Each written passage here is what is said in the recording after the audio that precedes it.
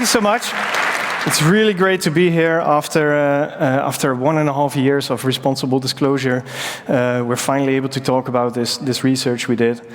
So we are Midnight Blue. This starts off really well. We are Midnight Blue. I'm Wouter Boogslag. These are Carlo Meijer and Jos Wetsels. And together we form Midnight Blue, a security consultancy company based in the Netherlands. We mainly specialized in embedded system security and critical infrastructure communications and stuff like that. You may have heard of us before. We investigated vehicle immobilizer systems, broke a few of them, found issues in the BlackBerry QNX operating system, broke a hardened variant of the MyFair RFID chip, and more stuff, and obviously this TETRA research.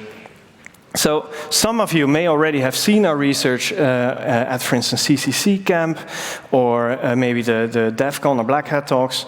So today we will be presenting some new material, some old stuff as well, because I don't think everyone is familiar with it. But Neil will be some details on the de-anonymization attack that would allow you to more accurately pinpoint who is using TETRA networks and at what time. We're going to talk about how a cryptographic backdoor has spread throughout Europe and the implications that this has in some very sensitive use cases. We have had multiple reports of vendors misinforming their own customers, so we will dig into that a little bit. And we will discuss some new developments regarding TETRA as a technology. So, what is TETRA? TETRA is a globally used radio technology. There's more of them. There is, for instance, P25 and DMR and TETRAPOL. But TETRA is a very, very large one. It has been standardized in 1995 by the ETSI organization, which also was involved in standardizing GSM, 3G, 4G, DMR, DECT, that kind of stuff. And it's used for voice communications, like portable radios and stuff like that. But it's also used in a data carrying capacity, including like machine-to-machine communication, IP or serial traffic. And what's interesting about TETRA is that it relies on secret, proprietary cryptography. So it's very hard to assess the actual strength of it. And it's being used globally. So its primary use case was used by police forces. The vast majority of police forces around the world use TETRA, with the notable exception of the US and France, who have TETRAPOL because French. You may be familiar with your own national network. In the Netherlands, that would be C2000. Here it's BOSNet. And there's many more places where this is being used by police. But there's also use by military and intelligence services. Now note that these maps, the countries that we've highlighted here, are places where we have been able to confirm that it's being used in some capacity by this use group. There's bound to be much more out there for which we could not find any public documentation or tender. But at the very least, these countries are using this technology. And maybe even more importantly, critical infrastructure is also using it. Parties like airports, harbors, train station, energy distribution networks, they use TETRA for voice communication, like engineers that need to communicate on a site, or surveillance personnel that wants to be able to talk with these portable handhelds. But it's also used in a data carrying capacity, as I mentioned before. So you must imagine that, for instance, for energy distribution, you can use TETRA to carry this SCADA telecontrol data and remotely operate your sites. And that's kind of a sensitive use case, and more on that later. So a common misconception is that TETRA is an open standard. It's not really an open standard, it's a public standard. Large parts of it are indeed publicly available, so you can dig through these thousands of pages of documentation explaining many aspects of the TETRA radio technology. But when it gets to cryptography and security, you will typically see stuff like this. You will see some charts, and you will see some boxes with labels, and these labels correspond to a cryptographic primitive, a secret cryptographic primitive. And if you would want to know how such a primitive works, you would need to get those from from Etsy under a non-disclosure agreement. And Etsy determines whether you are eligible to receive those. They only provide these specifications to bona fide parties, whatever that is in their eyes. Also, as a manufacturer, if you obtain the specifications, you are bound by the terms of the NDA to protect these algorithms against extraction from your hardware. So either you could implement the TETRA cryptography in silicon, which makes it, well, quite hard to reverse engineer this using electron microscopes and stuff. Or if you would want to consider a software implementation, you need to add countermeasures that protect the secret algorithms from extraction. Now, a problem is that by now there is a lot of bona fide vendors. Almost any geopolitical bloc of any influence has its own vendor on its own soil. There's vendors in the United States, in the UK, in France, in Russia, in China. So in these countries, there are manufacturers that possess these specifications. And if, for instance, a nation state would like to investigate the security of this, they can just demand their local manufacturer to hand over the specifications, and they would not have to jump through all the hoops that we had to jump through. Also, an attacker could probably just choose a small one from this list, hack a SharePoint, get the specifications off there. But in all these cases, you would not be able to have a public discussion on the security of TETRA. Now, TETRA security is based on two parts. There is the TAA1 suite, which implements authentication and key distribution, as well as identity encryption. And then there is multiple algorithms for actual encryption, so air interface encryption, which is the TEA suite. You have TEA1, which is readily exportable and free for any use case. There's TEA2, which is intended for emergency services within Europe. Then there is TEA3, which is also for emergency services, but for countries outside of the EU, with which the EU has good relationships, so our allies, so to speak. And then there's TEA4, which has a similar designation as TEA1, but isn't actually used in practice. Optionally, you could augment the security of your TETRA network by adding end-to-end encryption. This is not actually part of the TETRA standard, but they do provide some guidelines and some ways of integrating end-to-end encryption into a TETRA network. But the actual implementation is left to the manufacturers. So in practice, this has caused that these solutions are exceedingly expensive, quite hellish with regards to key management, and once again, very, very opaque. So with that in mind, let's talk about the ReTETRA project we undertook. So I assume that most of you will be familiar with Kirchhoff's principle, but I'll explain it to you briefly. The Kirchhoff's principle states that a crypto system should be secure if everything about the system, except for the key, would be public knowledge. And why do we want to adhere to this principle? Well, because violators don't fare well. In the past, we have seen numerous examples of proprietary secret cryptography that have been broken or even turned out to be backdoored as soon as the secrecy was no longer there and the specifications became public. So to mind comes the old GSM ciphers, the GMR and GEA ciphers, the counterparts, but also your DECT phones, which use encryption, which turned out to be quite weak once we figured out how it actually worked. Now, Etsy seems to have a different opinion on this matter. In an interview with Kim Zetter, the TETRA chairman of the technical committee stated that to them, obscurity is also a way of maintaining security, and we will figure out whether that is actually the case here. So, Our project motivation has probably become clear now. We disagree with these statements. We want to open up TETRA, make it available to anyone to be able to assess the actual security of this technology. We approached the NLNet Foundation, which often provides funding for this kind of research in open technologies. And with that funding, we were able to pursue this research. Carlo will tell us more about that. All right. Thank you very much, Wouter.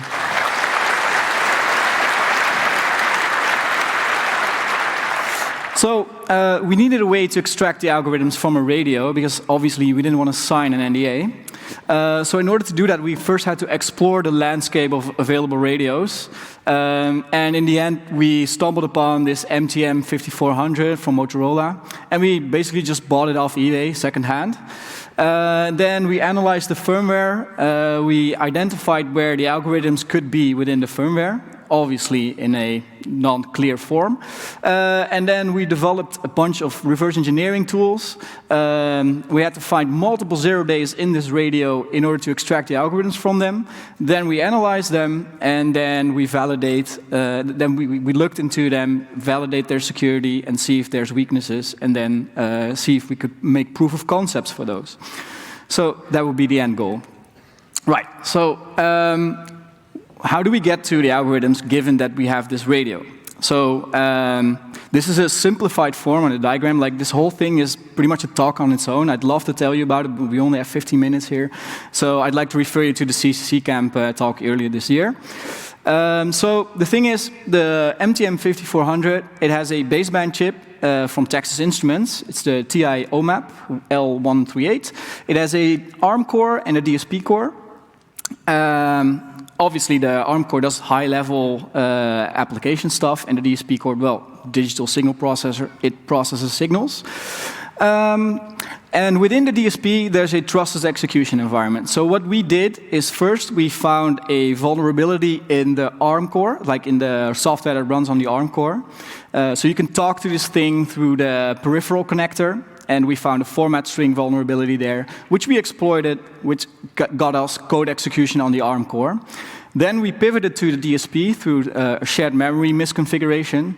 And then we extracted a secret key from the trusted execution environment, which allowed us to decrypt the secret algorithms. And we got that key through cache timing side channel analysis. So again, hopefully this sounds appealing and you'll watch the talk. Okay, so given that we have those algorithms, let's have a look at them and see what we found. So first, we'll talk a little bit about the authentication. The TAA1 suite is used for, again, authentication and over-the-air rekeying. So again, the standard specifies some diagrams, but not the actual primitives. So we recovered all of them, and we figured that all of the primitives prefixed with TA have something to do with encryption, and TB are just simple transformation or like expansion and compression functions. Right. Okay. So during the authentication, what happens is that you have a long-term shared secret between the infrastructure and the radio. It's called key K. And they both do a handshake. They combine it with a random seed, RS, and that results in KS. The infrastructure then authenticates the radio to the infrastructure, and then the radio authenticates the infrastructure authenticates the radio, and the radio authenticates the infrastructure by taking these KS values and combining them with random numbers, rand1 and rand2. And in the end, a shared secret key, DCK, it's a session key, is produced. Now, this in itself doesn't look awfully insecure, but when you dive deeper, you figure out that some of these boxes are actually the same, or very related. So, for example, TA21 is just TA11 with the random seed in reverse byte order, and TA22 is just TA12. It's just the exact same thing. And TB4 turns out to be an XOR. Okay.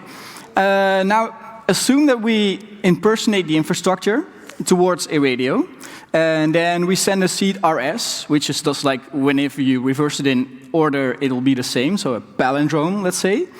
And if we then can predict the challenge sent out by the radio, which is in our case, for the MTM 5400, that was actually the case because it has a weak random number generator, which is quite typical in embedded devices. Then we would find that if we then just use the predicted random number in the infrastructure as an infrastructure random, it turns out that you end up with an XOR between two identical parts, which results in a key that's all 0. So this will give you a partial man-in-the-middle attack. So you can intercept all the uplink traffic from a radio. Obviously, you cannot just send it onto the actual infrastructure because that has a different key.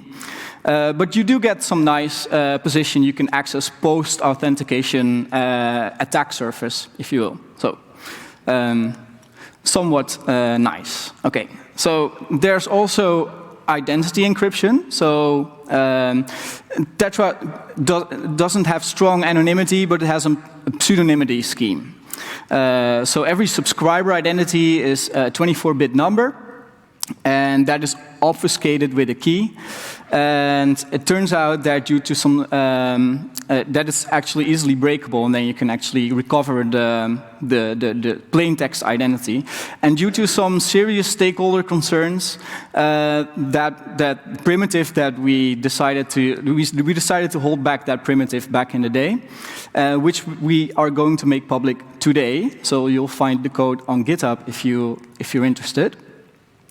So the way the anonymization scheme works is you get an intermediate secret C, which is based off of a key using the hurdle block cipher. And the hurdle block cipher is used in such a fashion that it sort of resembles a hash function.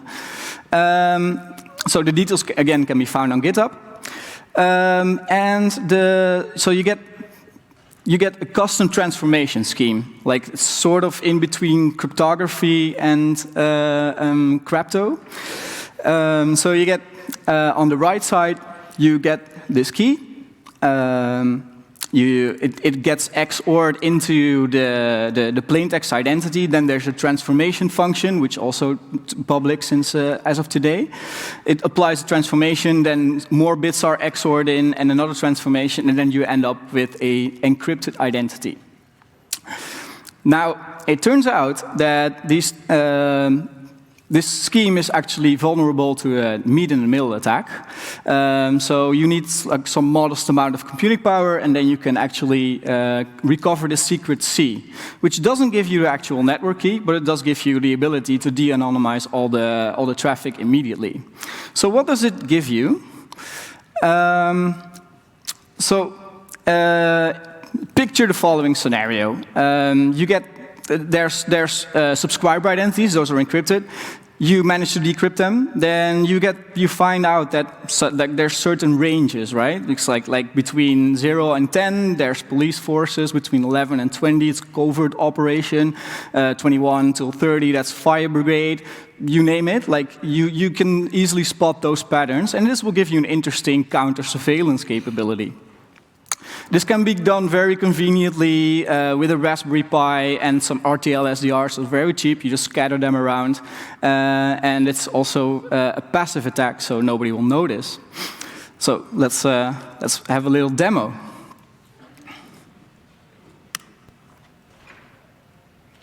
In order to protect against traffic pattern analysis, TETRA provides an identity encryption scheme which transforms plaintext subscriber identities into pseudonymous versions. However, as part of our research into TETRA security, we uncovered that TA61, the primitive responsible for identity encryption, suffers from an easily exploitable weakness, allowing attackers to instantly de-anonymize TETRA traffic.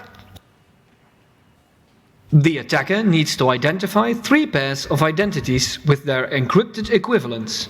These can be obtained by observing unencrypted authentications, in which both a user's encrypted and unencrypted identity are used. This can be done fully passively. By analyzing which key fits the observed identity pairs, the attacker may recover an identity encryption key in about 2 minutes on a 5-year-old laptop. Using this key, An attacker can now instantly decrypt identities and use them for subsequent analysis.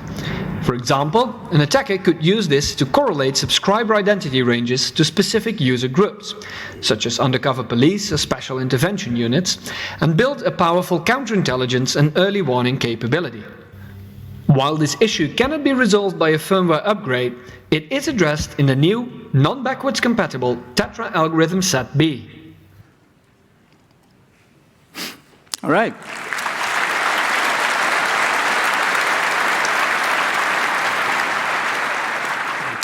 All right. So let's cut to the chase. Let's talk about the actual air interface encryption that TETRA uses.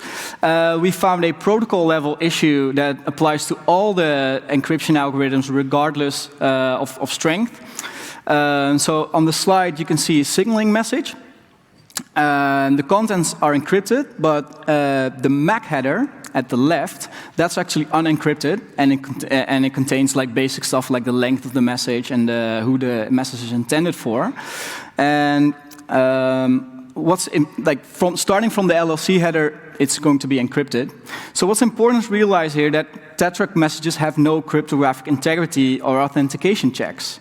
There's a checksum, but that only goes over the ciphertext, so it's not really relevant here for an attacker. So the way keystream generator works is that it needs fresh information for every frame, right? Because otherwise it will generate the same keystream every single time. So that's being facilitated by frame numbers, or let's say network time. So those frame numbers are unique for every message you send, so therefore a unique keystream is generated for every message, which is then XORed with the actual message. Right. So the problem is, like, suppose that you're a radio and you want to subscribe, or you want to register to the network.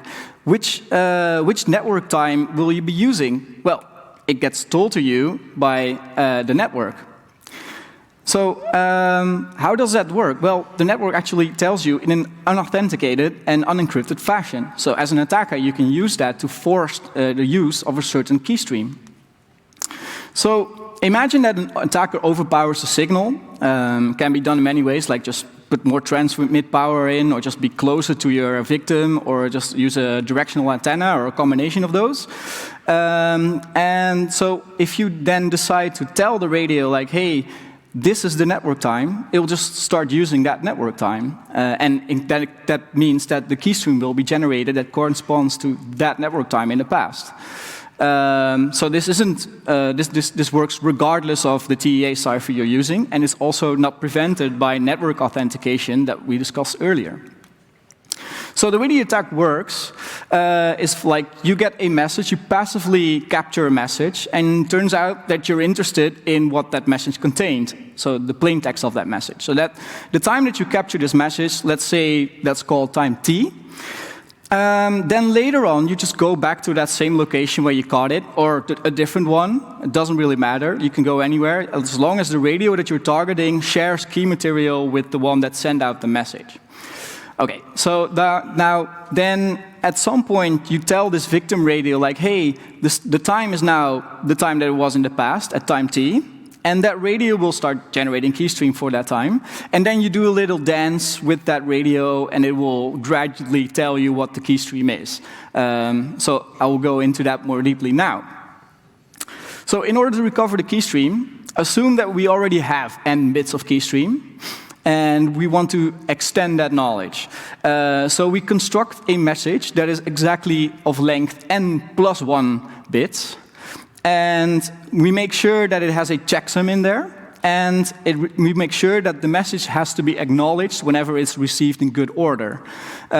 So what do we encrypt that additional keystream bit with? Well, we just pick 0, say. Okay, now if we encrypt that and we send it off to our victim radio, the radio will see what happens, but if the 0 bit was guessed correctly, it will acknowledge the message. If our guess was wrong and it was actually a 1, it will just silently drop the message. In either case, we learn what the value of this keystream bit is, and we could just repeat this over and over and over again, and then we get the entire keystream. Okay, so how do we get like this first couple of bits of keystream? Well, it turns out that you can just brute force a 4-bit message. So you just try all 16 of them, and it turns out that just one of them will be acknowledged, and then you know what the keystream for those 4 bits will be. Well, in the end, we need 40 bits of keystream, so 4 won't do. So how do we get from 4 to 40? Well, turns out that we can leverage MAC layer fragmentation for that. So we can just use 10 slots of 4 bits of keystream in a row. And we can just use fragmentation and then layer our message on top of that. And then have the radio stitch back all those pieces together. And if the checksum turns out to be correct, then it will just happily acknowledge that it received the message in good order. So that means that you can just pick any of those slots and then extend the keystream for that. And therefore, we have our magic keystream recovery capability. OK, so that's the attack in full. So when we presented this to ETSI, they also had something to say. They found it a nice theoretical find, but not practical at all. Like, how are you going to overpower a signal? Blah blah blah. So, okay, we gave them a friendly gesture and asked them, hey, could you just hand us a base station so we could just figure this out for you? And they said, haha, well, no, lol. So so we also were in contact by those days with several stakeholders, and they pretty much said the same message. They gave us the same message, and we really wanted to verify this. So how do you go about this? Well, obviously, we didn't want to spend time developing a full TETRA stack on our own because, as things currently stand, we kind of like our life. So yeah, well, we just went ahead and bought one off eBay. So, yeah.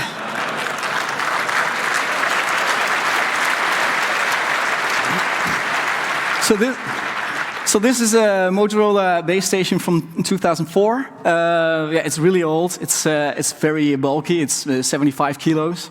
It's in my house, and well, at first it didn't really want to cooperate, but then again, it doesn't really check firmware signatures, so it's very easy to persuade. We found some vulnerabilities in there, and we built our attack platform on top of this. So the keystream recovery attack looks kind of like this. Hi, we are Midnight Blue. We have uncovered several serious vulnerabilities in the TETRA radio standard, .TETRA burst. We will first demonstrate a decryption oracle attack to recover a text message, but the attack can also be applied to voice communication and data. The demonstration takes place on our lab setup. The radio receives an encrypted message, which is also captured by the attacker.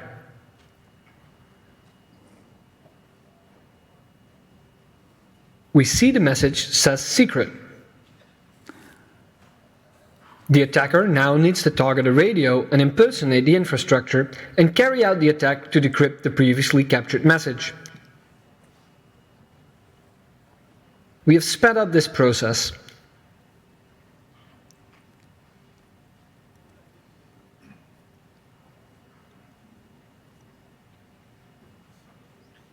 The attacker has now recovered all he needs to decrypt the message. This attack applies to all TETRA configurations, but can be resolved with a firmware update. Further details will be disclosed on August 9th.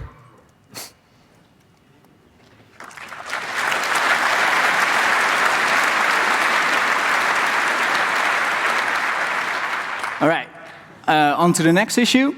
We'll dive into the keystream generators a bit. So they all have a very similar structure, consisting of several linear feedback shift registers, some non-linear function, and some S-boxes. And this picture is a diagram of TEA2, like the European police one.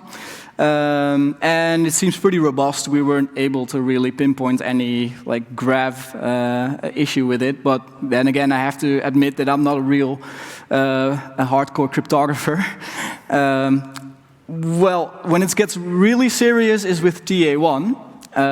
When we took a look at that, well, basically the first thing it does is it will grab that 80-bit key and just push it through a function which outputs a 32-bit key, and then does everything based on that. So yeah, that's pretty awful. We could now just brute force that 32-bit key that takes about a minute on the laptop, and then you can just basically intercept and traffic and inject some whatever you like.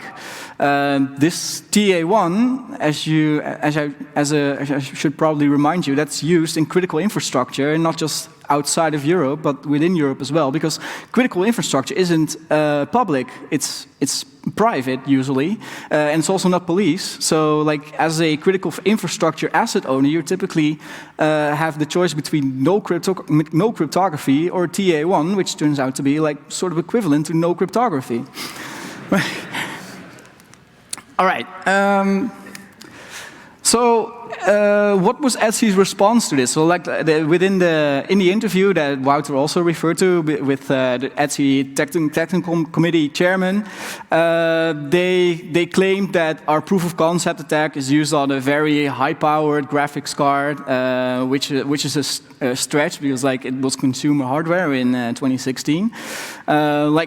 I have to be fair, it's probably very powerful 25 years ago when these things were invented. And then he goes on to claim that 32 bits may or may not have been sufficient back in those days. So how about we just put this discussion to rest? Let's not assume, let's not use reasonable equipment. Let's see what this boy can do.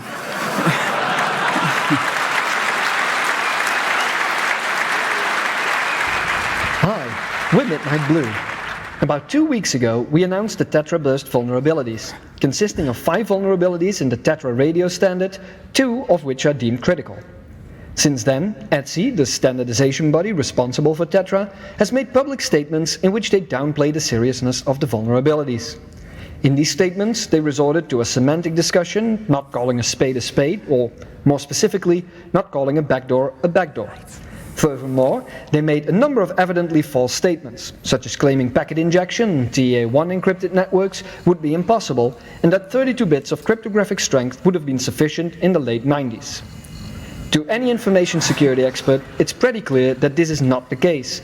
But to help remove those few remaining doubts, we decided to take on the challenge of cracking TA1 on this beautiful machine produced in 1998, running good old Windows 95.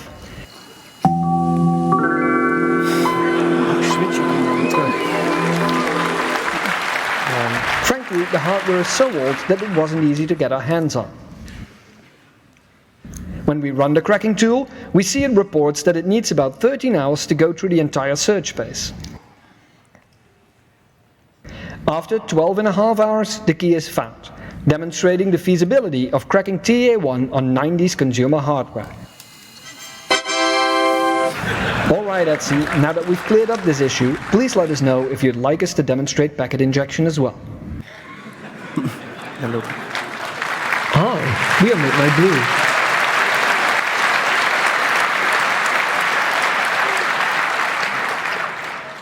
All right, thanks for that. So, surely this is a terrible backdoor, but it shouldn't be a problem for Europe, right? It should only be a problem for all those big bad countries outside of Europe. Surely nobody would design a backdoor and then end up shooting themselves in the foot. In the interview with Brian Murgatroyd, the chairman of the ETSI Technical Committee on TETRA, he said, well, I would expect that anybody who would need a lot of protection would not just be using TA1.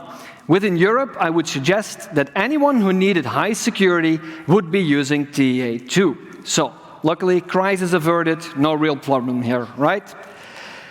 Except, it's bullshit.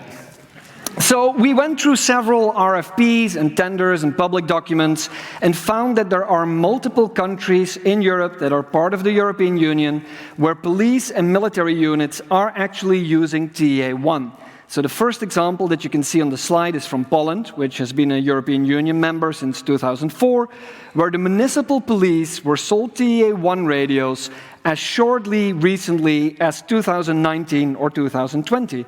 And this is in cities like Warsaw and Krakow and Lodz, and they're using TA1 there. A second example is Bulgaria. They're a EU member since 2007, and there the Ministry of Defense has been procuring TA1 radios as recently as 2020 for various systems. A third example is Slovenia, also an EU member since 2004. And they recently already had a bit of a TETRA scandal where an independent researcher showed that actually they weren't encrypting anything at all, contrary to what they thought. He went to the media with this, got jail time for it, and then shortly after that scandal, they started procuring police helicopters, announcing that they were now using TEA1, which is also no encryption. So, fourth example is Montenegro. They're a candidate EU member since 2010. They've really been struggling with international organized crime and drug cartels, especially in the city of Bar.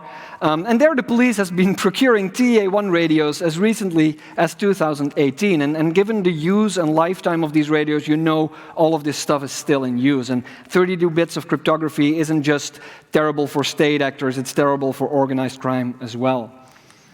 The fifth example, just to continue the trend, is Moldova. Moldova is a candidate EU member since 2022 for obvious reasons. They're geopolitically very sensitive currently because of tensions with Russia, and there the Moldovan police and Carabinieri have been procuring TEA1 radios between 2017 and 2020, including with United Nations aid. So this really goes to show that geopolitical relations might change over time, but technology stacks don't really. So you might think these people need to have TEA1, they need to have a backdoor, and then your relationship to these countries changes, and now you end up shooting yourself in the foot. Which also happened outside of Europe with United States local allies. We found various procurement documents describing that local allies of the United States were handed TEA1 radios and not TEA3 radios, such as the entire Iraqi police network, the entire Lebanese police network, the combined joint task force in the Horn of Africa, which is in Somalia with the United States Department of Defense, and the United Nations in Afghanistan when they still were there. They were all using TEA1 equipment. 32 bits of cryptography there. But on top of that, and far worse in my opinion, is the use of TEA1 in critical infrastructure. Like Carlo already mentioned, there's two options if you're critical infrastructure. Either you use plaintext communications or you use TEA1. And to understand the impact of this, you need to have a little bit of background about TETRA usage in critical infrastructure. So there's multiple ways to do networking. You can have radio-to-radio communications. You can have a gateway where all the radios communicate with a gateway. And on top of that, you have two main modes of communication. There's the short data service, which is a little bit like SMS, but for TETRA. And then there's packet data, where you have an IP subnet that gets extended over a TETRA network. And then on top of these communication modes, you have a data carrier, and that can be serial communication, serial over IP, or pure IP networks over these TETRA communications. And in critical infrastructure, they carry the usual suspects, the IEC 101, 104, DMP3, Modbus protocols, which, as you may or may not know, are all insecure by design. So these protocols have no security features of themselves and rely on the layers below that. Now, an example of that is transportation. So the slide you can see here is based on real-world systems, the documentation of which we found online. And there's many cases of transportation in the United States, the United Kingdom, here in Germany, Spain, Greece, South America, Eastern Europe, where buses and light rail are communicating over TETRA. And that can be as simple as the security personnel on a train, but it can also be the control of the braking, of the doors, of the passenger information system, of the rail side safety signaling. And all of this might go over TETRA. Now, the first scenario where that could go horribly wrong is an instance of passenger deception. So at the top of the slide, you can see anonymized slides that we found online from a real-world TETRA system, where they are controlling the passenger information systems that you see inside the trains, as well as on the stations, through SDS messages over TETRA, as well as audio. If you are able to inject traffic into a TETRA network, as you will be able to do once you crack a TEA1 key, you can send fake messages. And that way you could, for example, call a bomb alert, you could disrupt the passenger information systems. And something very similar happened a few years ago in Iran, where the passenger information systems were hacked. They put fake delays on there, and they said, well, if you have trouble with the train, call this phone number. And it turned out to be a private phone number of the Ayatollah. This caused some serious delays for a very long time. So just because you're not immediately attacking the railway signaling systems themselves, just this kind of disruption can already have a serious impact. A second scenario would be dispatcher deception. So one of the things that you can do in transportation systems that are managed over TETRA is you can have the GPS coordinates of a bus or a tram or anything like that transmitted over an SDS message, and have the dispatcher that sits in a command center tell a certain vehicle where it needs to go.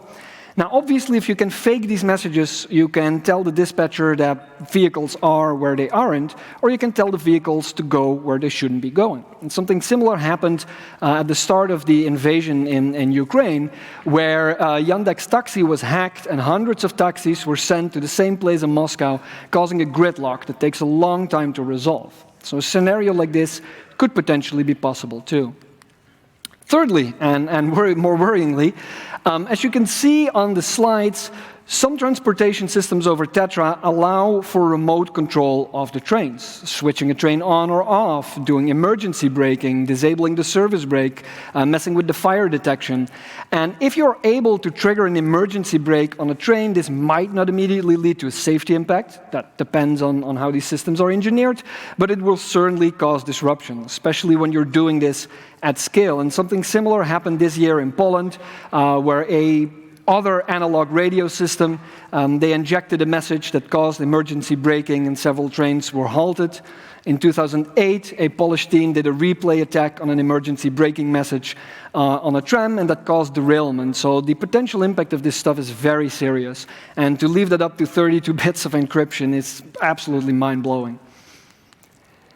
So, finally, there's a little bit to be told about TA3, that's the third algorithm, and a very interesting case because it's not the one that is meant for, the countries where they have bad relationships with. It's also not meant for Europe, it's meant for allies outside of Europe. And we found an interesting thing there, that the S-box, a crucial cryptographic component, had a duplicate entry. And I won't go into the details of what that means, but this is certainly something that you don't do if you want to strengthen an algorithm. It's also unlikely to be accidental, because all the vendors will need to have the same implementation for interoperability reasons, and they made some changes to the cipher that really put it apart from TEA1 and TEA2. Now, the impact of this is currently unclear to us. We'd like more public scrutiny of this, but if there turns out to be an additional backdoor here, that is very interesting indeed. All right, so a little bit about the coordinated vulnerability disclosure. So, as you can see, this is a very long timeline. We started working on this project in January of 2021. Within 4 months, we had the algorithms, and we spent essentially the rest of the year perfecting the attacks, writing the reports. And in December of 2021, we first contacted the Dutch National Cybersecurity Center.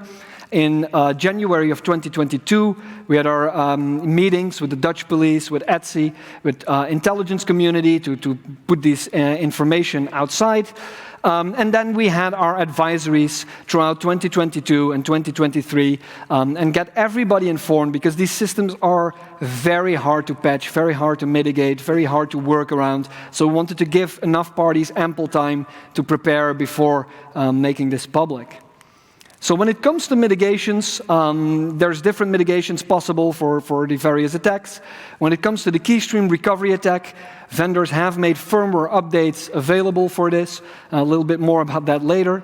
For the TEA1 backdoor, you will most likely need to either migrate to a new TEA cipher, if you are able to do that, or you will need to put end-to-end encryption on top of that, or if you're in critical infrastructure, you will need to start thinking about security on the layers that are put on top of TETRA. When it comes to the de-anonymization attack, well, you can't really do anything. You need to take operational security measures, and you need to wait until the new TETRA algorithms are available from a vendor. And finally, when it comes to the DCK pinning attack, firmware updates are available for that as well, depending on your vendor. Now, a little bit of information about misinformation. So we wanted to insert this because since our disclosures, we've had a lot of contact with a lot of different vendors, a lot of different users, a lot of different system integrators, and we've consistently heard vendors and standards organizations spread misinformation. First of all, when it comes to the official statement by ETSI and the TCCA, which is the industry organization of TETRA, in their official statement in July of 2023, they first said, well, TA1 is not a backdoor. It's, you know, it's a surreptitious weakening, semantics, nonsense. But then they also didn't make a mention of any of the other vulnerabilities. The only thing they said about the keystream recovery attack, the de-anonymization, the DCK pinning, is the research uncovered some general areas for improvement in the TETRA protocol. Well, you can say that again. As of December this year, continued statements are being made by these organizations to the industry, claiming that only the TA1 issue is relevant, and that's simply not the case. So if you are someone who works with TETRA, if you know someone who works with TETRA, please push back on this. They also, very irresponsibly in my eyes, continue to recommend TETRA as a highly secure wireless link for SCADA as of this year, 1.5 years after we disclosed these issues to them. For example, they say, well, many train, rail, metro, and tram transport operators use TETRA for control and functionality for their public transport operations. The high security and encryption support of TETRA enables these safety-critical applications. And they go on to say that the same holds for oil and gas pipelines and whatever. So they're trying to stand up new systems with these technologies. Now, when it comes to the vendors and the system integrators, well, the vast majority of responses have been crickets. They have made no public statement. Some don't even inform their customers. Others just echo what ETSI says, which makes sense because the vendors are ETSI and the other way around. They just say, well, it's all hypothetical, there are lab conditions, there's no evidence of real-world attacks. And this makes our and NCSC job a lot more tiresome, so please stop doing this. Interestingly, they also do risk assessments for their customers. They say, well, wholly selflessly, they say, well, we'll do a risk assessment free of charge, which is like grading your own oxen, right? It's the butcher judging his own meat. For supposedly hypothetical vulnerabilities, so you already know what kind of conclusions they're going to draw. And this wouldn't be so terrible if they didn't fundamentally misunderstand things. For example, we saw vendors saying that the keystream recovery attack is a man in the middle, which means you haven't understood it. And then they end up giving bad advice on top of that. So we've heard of multiple vendors trying to sell the backdoor TA1 algorithm to multiple European critical infra parties as late as May of this year, telling them it was either fine, there was nothing wrong with it, or that it would be patched, which is impossible. Also, multiple vendors told critical infrastructure in Europe that network authentication would protect them against message injection, which is nonsense because there's no cryptographic signing at a message level for TETRA. So this is plain false information. And at least in one case, we saw a vendor deliver a patch that did absolutely nothing. So I'm not saying it's a bad patch, it didn't do anything. So these are the people giving the advice and doing the risk assessment. So please take this with a grain of salt and maybe get a second opinion and independent advice. So, a little bit about the aftermath of this stuff. Maybe I'm all exaggerating. Maybe this is a big nothing burger. As ETSI said, well, our official position is that at this time we are not aware of any exploitations on operational networks, which, 2 out of 5 attacks are passive, so how are you going to know this? But we also did some digging in the Snowden documents. And we found that in 2007, there was a joint NSA and Australian Signals Directorate operation to collect the communications of the Indonesian police during the United Nations Climate Change Conference in Bali. And there they mentioned that they got the demonstration routes, they got the Bali Chief of Police's mobile phone number, and they were collecting this kind of traffic. Now, I'm not saying that they exploited our vulnerabilities. We don't have those technical details. But it is proof of active TETRA targeting by state-sponsored actors. We also found in the Snowden documents that the United Kingdom's GCHQ undertook an effects operation called Operation Quito against Argentina around the Falklands Islands because of conflicts around oil exploration rights in 2009. There they were collecting TETRA communications of military and leadership, again showing that TETRA is being actively targeted. So with that, what's next? I'll let Wouter handle that part. Thanks.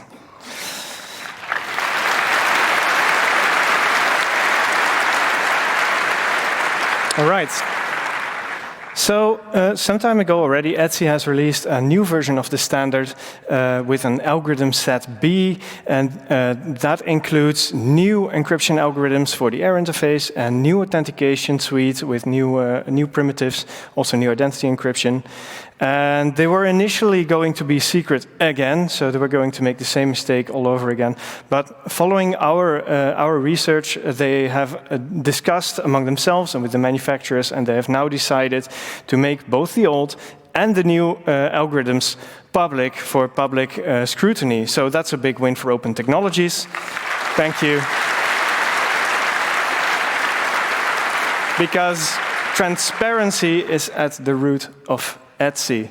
So, yay with a small star, because just disclosing cryptographic primitives is not really enough. Like we talked about TEA3, there is some weird stuff going on. We would like to have full disclosure on design process, no unexplained constants. We want to understand why they devised the algorithms in that way, and then we can gain some understanding and some confidence in the strength of these ciphers. Now, also a statement that was made, and it was less widely covered, is that the TEA7 algorithm, they admitted, has an effective key length of 56 bits. So it has another reduction function which reduces the key length to 56 bits, as per the Wassenaar arrangement. And, well, let's put that into perspective a little bit. Let's make some assumptions. Let's say that the new keystream generators are about as fast in generating keystream as the old ones.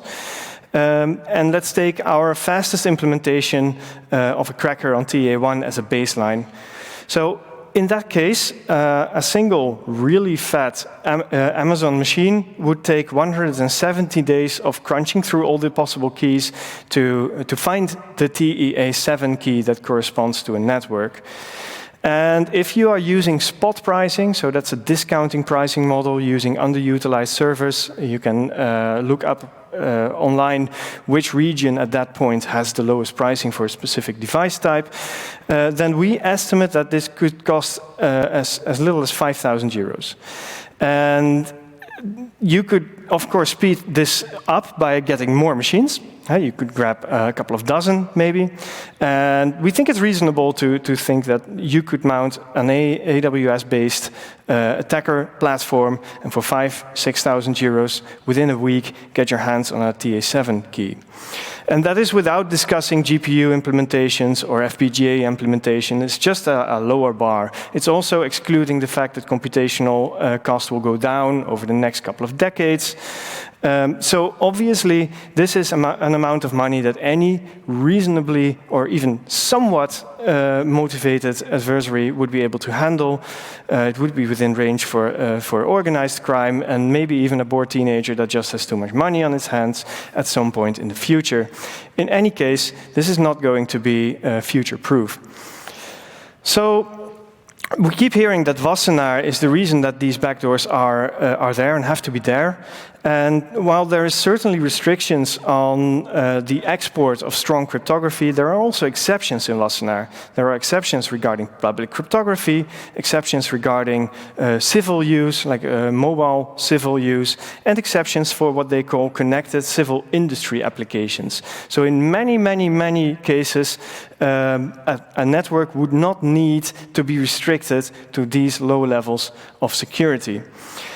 So will critical infra now be getting TEA7, and will we have the whole TEA1 debacle again?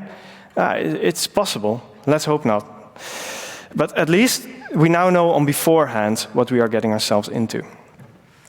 Now, TA6 is the counterpart of TA3. It's meant for European allies, for law enforcement and emergency services outside of the EU.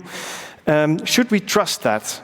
Yeah, well, we could just ask Etsy, because in the interview that was cited before, the chair of the technical committee said they have no reason to produce dodgy algorithms. They also say that there is some well, let's say responsibility for the end user. So if you are using weak cryptography, then you should probably have picked something else. In the past, this was a ludicrous statement because the algorithms were secret. But now you can make up your own mind and probably come to the conclusion that you do not want a multi-decade attachment to a weak cryptographic standard. In conclusion, we have presented the first public in-depth security analysis of TETRA. It's a technology used in over 100 countries in a lot of different sectors. We found multiple vulnerabilities. We informed manufacturers and stakeholders who have been working on patches, rolling them out, and as of yet there is still a lot of work to be done, but we will get there eventually. Last, a call to action. If your organization uses TETRA, please be sure to properly investigate the issues that we uncovered, look into the mitigations, spend money on it because it will cost money and effort. Don't blindly trust your vendors. If you're in doubt whether they are telling you the full story or they understand the full story, please reach out to us.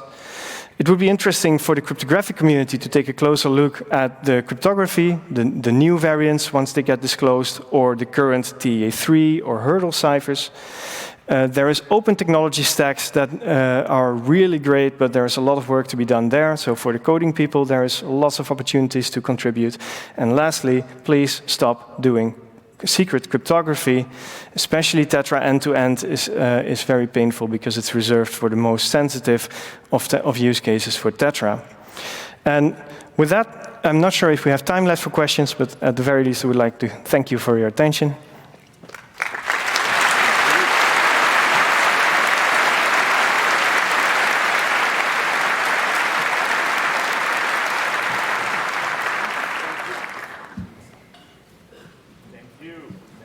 Thank you. It's on. Okay, we do some questions. We still have some time. We're running over time, but we have a large break. Please try to be a bit silent if you're leaving the room now. I know that the Signal Angel has some questions. Let's start there. Yes? Yes? I think that the internet has been satisfied by the rest of the talk, so there may not be more questions, but I'll let you know if there are. Okay, here is a question at number 1, right side. Hello, your flag of Indonesia was upside down, but I also have a question actually. Is it not a GDPR violation if any officials use this technology and then talk about suspects, witnesses, patients and so on? I think with regards to the Indonesian flag, you need to take it up with the NSA. With regards to the GDPR, I'm not a specialist on regulation. I think it might be an issue. But I haven't heard anyone actually digging into this. So if this is something you're interested in, I think it might be interesting to poke at that a little bit. Maybe there could be just like a judge decision that it is illegal to use it. Could be. It's definitely murky waters right now. Like, the privacy guarantees are extremely limited, that's for sure. All right. Number 4, you have a question. Yeah, so one of the takeaways of your talk is that we should use publicly vetted and standardized algorithms.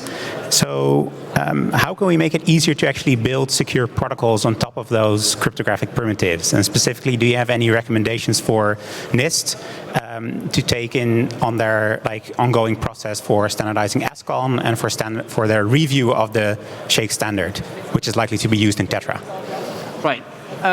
So as of things stand of today, there's plenty of publicly available algorithms that you can just take and just pick them and put them in as a building block, as a Lego block, let's say. So you could just use that, and then you build a protocol around those. And typically what you see in practice is that every once in a while these things just get broken, and then they evolve over time. Like we now have IPv4 and we have, or IPv6, and we have TLS 1.3. Like those things didn't come falling out of the sky. So those standards went through a painful evolution, and they're sort of reasonably secure as of today. Yeah, to add to that, these things need to be made maintainable, which is not the case with TETRA, where updates are very painful to roll out, and you're completely dependent on the vendor to basically allow you to do that. So. Thanks. Right. Number one, please. Thank you for the great talk. My question would be, will you probe other algorithms, including newer TETRA algorithms, but also there are a lot of other protocols and algorithms from other vendors and organizations? Yeah, so I mean, we're definitely going to look at the new TETRA algorithms. We chose TETRA because it's one of the last remaining bastions of proprietary cryptography outside of the military space. We have some ideas for future research, but yeah, if anybody has any ideas that they'd like to shoot our way, we'd love to have a go at it. So. Okay, I see someone here in front at number 2. Have you had a look into the cryptography of DMR? No, but I know that it used to be RC4 with 40 bits. Then there's some AES-based versions that nobody's really looked into, but I suspect that at a protocol implementation level, there might be some issues there with DMR, as there might be with P25 Phase 2. So that's also interesting potential research material. We have an expert team here. Number 1. Hi. How does it work in the SCADA use case do those industrial devices like use TETRA up to application layer when you're talking about like fake messages and stuff, or is it like a network layer or something? So it's used basically as a network, and then on top of TETRA you carry serial messages or IP messages over SDS or over the packet data mode. And it's transparent to the SCADA systems and the RTUs and so on, so they don't know about TETRA. They just treat it like any other serial or IP network, which is also why you need to take the security layers above, the security options above TETRA. Right, but usually they aren't encrypted. No. I mean, usually OT networks and critical infrastructure are insecure. Okay, another number 1. Here, sir. How can the S-box not be symmetric? What do you do on the decrypt side? Do you just guess? I mean, sorry, how can it not be a permutation? That doesn't really matter, because the S-box is used in the key register. So the key register is initialized with an 80-bit key, and then it just rolls and outputs a stream of key material which is injected into the state. So you never have to go back. Oh, I see. You only need to forward. You decrypt by reapplying the same key stream. Besides that, they also made some tweaks to the design that prevent state merges. And Signal Angel is waving something from outer space.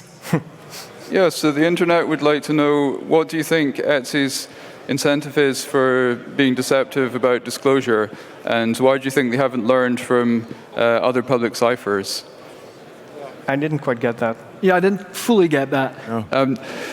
So what do you think that ETSI's incentive is for deception around the disclosure, and why do you think they have not learned from other public ciphers? I don't think it's a question of learning. I think it's a question of, as you said, incentive. ETSI continues to choose and has chosen in the past to keep these things secret and proprietary. They did it with GSM. They did it with satellite phones, with GPRS. It's because there is a conscious choice to enforce these export controls, to have backdoored cryptography in other parts of the world. So this is not an oversight, it's policy. Now, they're making these new algorithms open under public pressure as a result of our research, but they're still gonna cripple at least one of the algorithms and potentially a second one. So this is a matter of their policy. This is something that's ingrained in the way they work as an organization. So. Whoa, we solved quite some questions here. Thank you, guys. They can reach you on the emails there upstairs. Of course, you can always reach out to us. Seems like there is still a lot of work to be done. Huh? Yeah, totally. Sure. Thank you to Jos Wetzels, Carlo Meijer, Wouter Bokstar.